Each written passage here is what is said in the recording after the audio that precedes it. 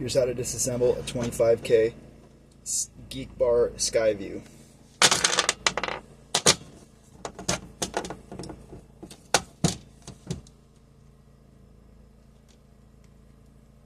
Try not to stab your fingers with the screwdriver.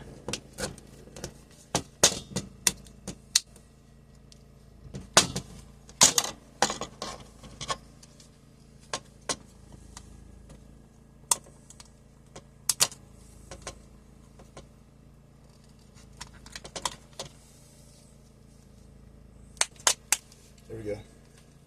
So you gotta just work around the back like that.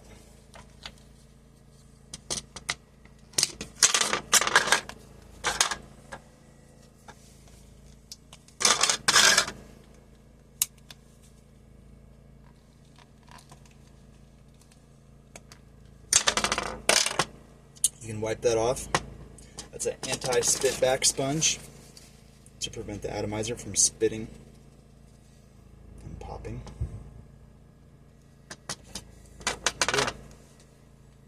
Just like that. Enjoy.